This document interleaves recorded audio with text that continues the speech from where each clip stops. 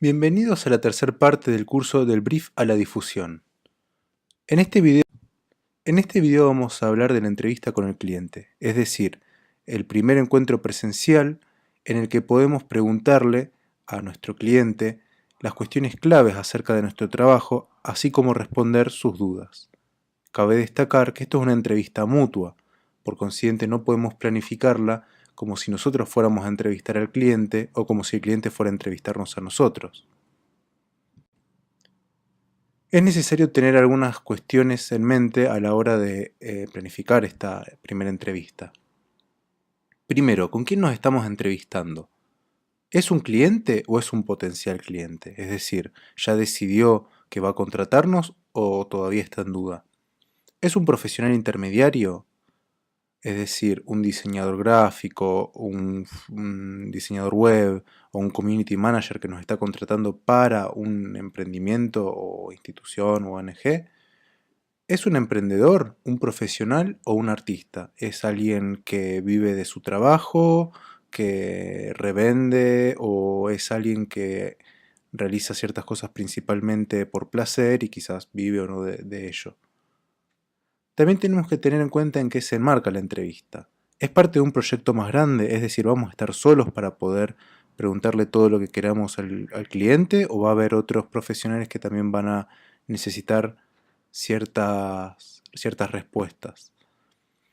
La entrevista es posterior a un presupuesto, es decir, el cliente va a requerirnos un presupuesto en la entrevista o posteriormente a la entrevista o ya sabe cuánto vamos a cobrarle. ¿Fuimos recomendados? ¿Sabe cómo trabajamos? ¿Conoce nuestro trabajo? Etcétera.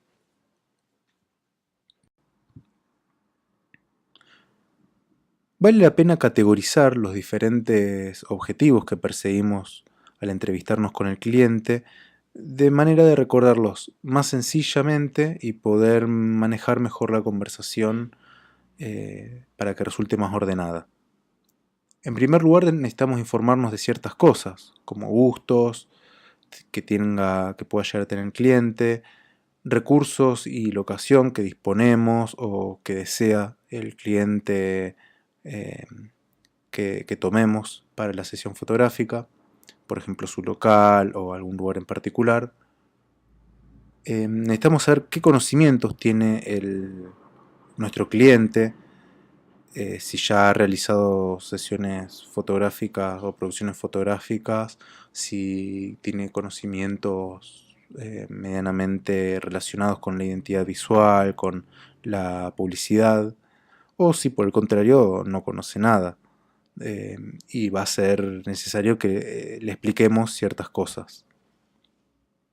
Obviamente también estamos tomar en consideración como objetivo a la hora de informarnos cada uno de los puntos que componen el brief. Necesitamos conocer los objetivos que persigue la campaña, el medio en que va a ser difundida, la audiencia, los recursos con los que contamos, etc. También necesitamos informarle al cliente de ciertos aspectos. El proceso, por más que el cliente sepa cómo se realiza una producción fotográfica, no todos los profesionales trabajamos de la misma manera. O incluso podría ser el caso en que no conozca nada sobre la materia y necesitamos explicarle cuestiones más básicas como que quizá no es que caemos, sacamos una foto y él ya va a tener las fotos disponibles o que él va a contar con una cantidad limitada de posibilidades a seleccionar cuando le enviemos en la fase de selección de las fotografías, o que quizás no le mandamos nada a seleccionar y directamente le entregamos el resultado, etc. ¿Qué necesidades tenemos a la hora de realizar la producción fotográfica que él nos está pidiendo? Por ejemplo, si él quiere una sesión fotográfica en un lugar en particular, bueno, quizás necesitamos transporte para todas las modelos, si va a ser necesario que haya modelos, si contamos con voucher para pagarles o el dinero necesario, y así sucesivamente. y también potenciales inconvenientes que puedan surgir de la producción. Si es una producción extremadamente arriesgada o quiere que hagamos algo en, no sé, la Patagonia, explicarle, bueno, que va a haber costes, que puede ser que las fotos tarden mucho más en estar terminadas, etc. Pero también hay ciertos objetivos que debemos consensuar. Ni informarnos ni informarles. Hay que decidirlos entre ambas partes. El más obvio de estos objetivos a consensuar es un cronograma. Nosotros no estamos disponibles totalmente para un cliente en particular, pero ciertamente sabemos que él tiene algunas necesidades en tanto quizás quiera sacar una publicidad para una fecha en particular o necesita algo con cierta urgencia, etc. Hay que consensuar también las tareas. Si él, por ejemplo, dice, no, yo me encargo de las modelos, bueno, necesito entonces que me mande fotos de las modelos, necesito tenerlas con cierta anticipación, necesitaría conocerlas, a ver si las ha seleccionado de forma adecuada, o quizás decirle, bueno, nosotros nos encargamos de todo esto, vos no te hagas problema, pero es algo consensuar. Y por último, los derechos. Obviamente esto hace referencia a los derechos legales, informarle que nosotros somos los propietarios del derecho de autor de la fotografía y que se lo estamos cediendo, aunque eso no es realmente lo más importante.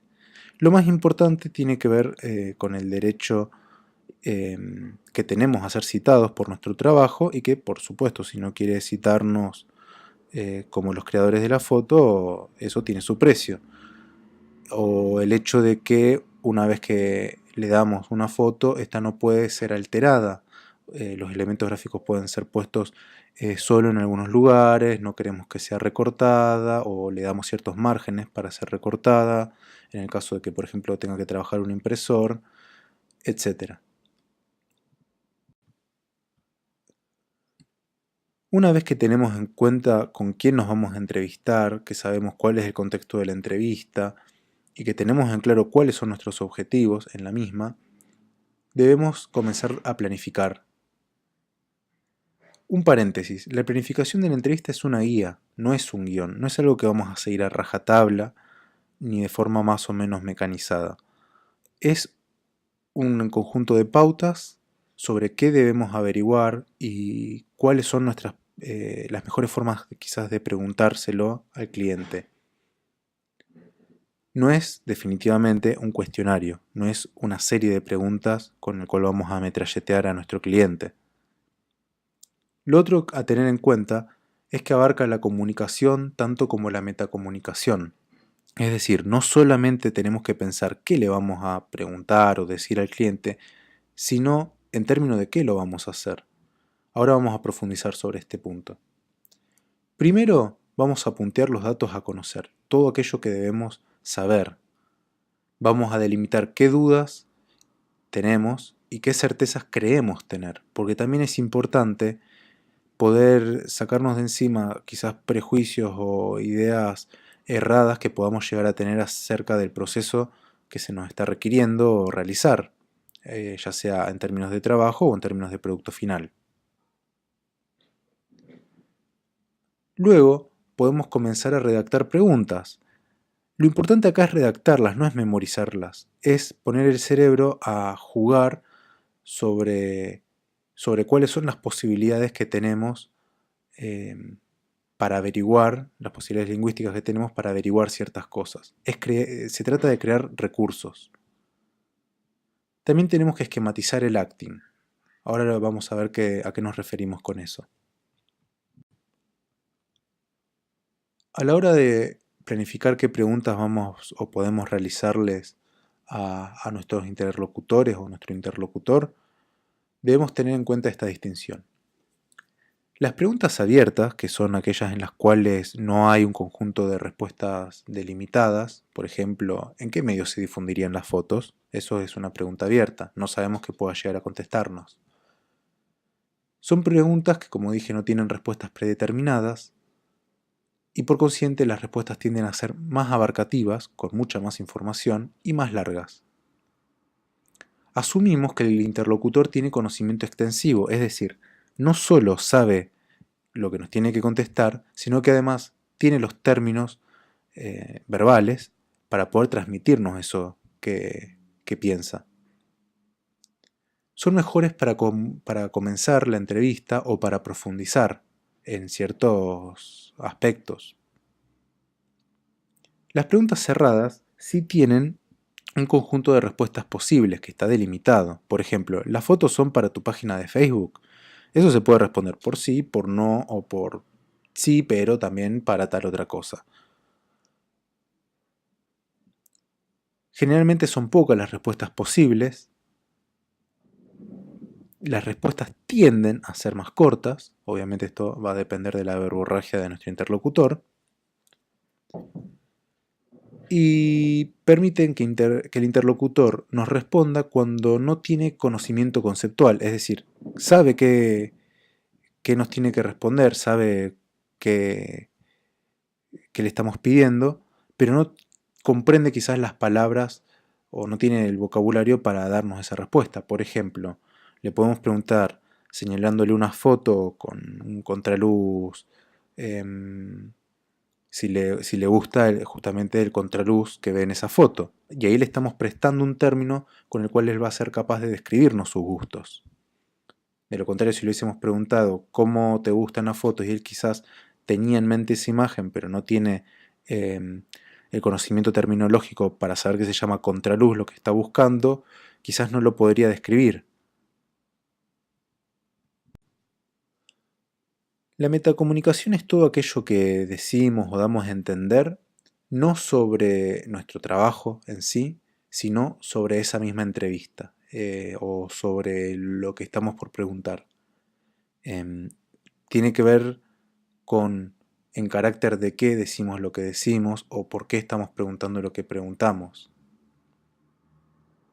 Por un lado contamos con pautas, que son frases o enunciados que realizamos para, por ejemplo, dar una pista de qué tiempos necesitamos en la entrevista. Por ejemplo, si al principio de la entrevista decimos, bueno, me gustaría que veamos más o menos qué te gusta, pero antes necesitaría que me comentes ciertas cosas sobre la producción fotográfica o qué objetivos perseguís en la sesión de fotos o cómo ves que impactaría en las fotos que me estás pidiendo y qué objetivo perseguís con ella. Entonces, en ese ejemplo le estamos diciendo a nuestro interlocutor que va a haber dos momentos en la charla. En un primer momento vamos a charlar sobre algo que consideramos más importante y luego vamos a pasar a sus gustos. Le estamos diciendo cómo se va a dar la comunicación, en otras palabras. También sirven para indicar nuestros objetivos. Por ejemplo, podemos preguntarle sobre su clientela, pero antes deberíamos explicarle que necesitamos saber qué clientes tiene él, no con el fin de hacer tiempo o satisfacer una curiosidad personal nuestra, sino porque lo necesitamos para el diseño del mensaje publicitario. Entonces podríamos decirle, yo necesitaría saber para diseñar un boceto de la foto a quién estaríamos buscando llegarle con estas fotografías. La primera parte es metacomunicación y la segunda es la pregunta en sí misma. Es necesario jerarquizar las pautas. Es muy mala idea hacer primero, por ejemplo, la pregunta y después decir, no, yo te lo preguntaba porque en realidad necesitaría saber esto por tal o cual motivo. Es muy mala idea también arrancar la charla y luego decir, yo en realidad tenía pensado hacer eso después. Las pautas suelen ir al principio y además es necesario darles su tiempo, darles claridad y darles contundencia. Tienen que ser comunicaciones importantes a realizar durante la entrevista, claras, sencillas, pero importantes. Y conviene reforzarlas con elementos físicos, por ejemplo, cuando yo pauto que voy a realizarle algunas preguntas al cliente sobre qué objetivos persigue la sesión fotográfica, les indico, les señalo de forma sutil una fotocopia que suelo llevar conmigo de un modelo de brief para poder em, dejar ese elemento presente. Entonces yo no tengo que recordarles a cada rato que es necesario en algún momento preguntarles sobre los objetivos, los medios, etc. Lo otro que realizo, que es un ejemplo de acting o teatralización, es que llevo conmigo la computadora y les explico que traje algunas fotos para que me expliquen sus gustos y que lo podemos ver más tarde. Cuando en algún momento veo que es más o menos la hora de que podamos ver las fotos y me cuenten qué les gusta, lo que hago es encender la computadora. También existen las frases pivote, que le indican al interlocutor los momentos de la conversación. Por ejemplo, si nuestro interlocutor nos va a decir, bueno, yo quería mostrarte una foto que me gustó mucho, nos muestra la foto y decimos, bueno, sí, pero ahora me gustaría que además de tus gustos me expliques tal o cual cosa. De esa manera nosotros le estamos indicando al cliente de que hay un cambio en la temática que estamos charlando. De esa manera queda bien en claro que no le estamos haciendo una pregunta dentro de lo que él nos estaba tratando de explicar, sino que estamos persiguiendo un objetivo totalmente diferente con la pregunta que les vamos a hacer a continuación.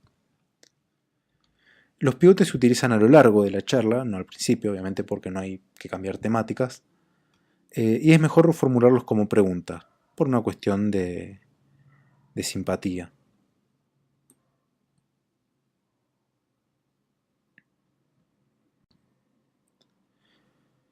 Una vez que tenemos la entrevista del cliente realizada, damos lugar al proceso de ideación.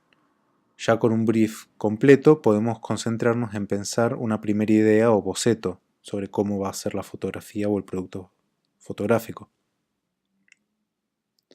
La ideación es, como todo lo que pasa en la cabeza humana, un proceso bastante caótico, complejo y en parte fuera de nuestro control. Para adquirir algunos recursos que nos permiten potenciar este proceso, nosotros vamos a dividirlo en la ideación de un mensaje y en el de una imagen. Siempre que necesitamos crear una idea nueva, de lo que sea, no solo de fotografía ni de elementos visuales, requerimos, o mejor dicho, contamos con cierto capital imaginario. Esto es, todos los conceptos que fuimos acumulando a lo largo de nuestra vida, ya sea mentalmente o quizás materialmente. Estos son las películas que vimos, tapas de CD que nos gustaron, póster que hemos visto, fotos que tenemos como ejemplos a seguir, etc. Todo esto nos sirve a la hora de pensar nuevas ideas. Pero, por lo general, nunca es suficiente. Necesitamos recurrir a una inspiración específica, necesitamos buscar, ya con un objetivo claro, qué podemos crear o qué podemos pensar para nuestro trabajo. Veamos algunos recursos para nutrir nuestro capital imaginario. Además de los ya mencionados, tenemos libros de autor, que son libros que publican fotógrafos, diseñadores, artistas, mostrando su trabajo y por lo general explicando ciertas ideas en torno a ellos. Tenemos productos culturales varios como chistes, canciones, letras, eh, frases célebres, etcétera. Incluso diseños digamos, diseños industriales, utensilios que usamos cotidianamente. Todos los productos, digamos, culturales en sentido antropológico.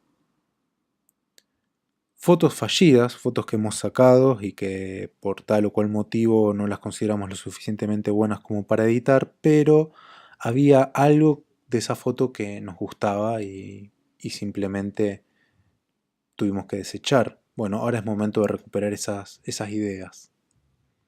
Noticias en foto, que no es lo mismo que fotos en noticias, hace referencia a los suplementos que existen en la mayoría de diarios donde se exponen fotos de los acontecimientos mundiales. También vamos a hablar en un rato de algunas aplicaciones de curación, es decir, que nos permiten almacenar todo este capital imaginario ya de forma digital.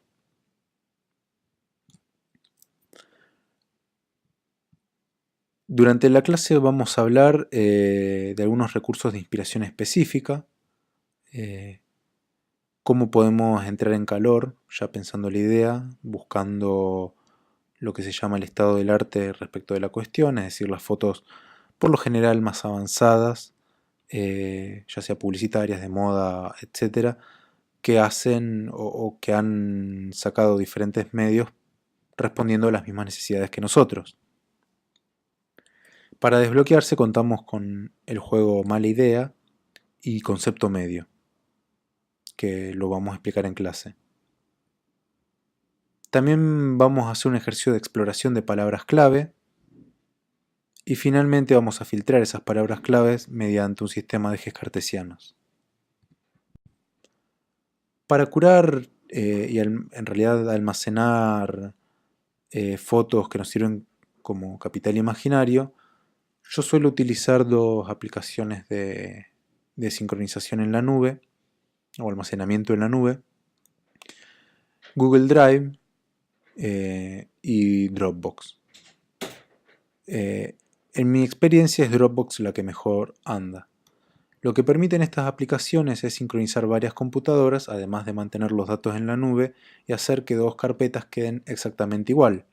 Esto sirve para no perder datos y además para contar con todas nuestras fotografías o todos los archivos que queramos en nuestras diferentes computadoras o dispositivos. Evernote es una aplicación de toma de notas muy interesante y muy útil. Nos permite no solo crear notas a la forma de un documento de texto, sino también sacar fotos con nuestro celular y sincronizarlas con el servicio de forma tal que nos queda además la ubicación de donde tomamos. Esto es muy bueno para recordar locaciones. Y además nos permite, mediante una extensión en nuestros navegadores web,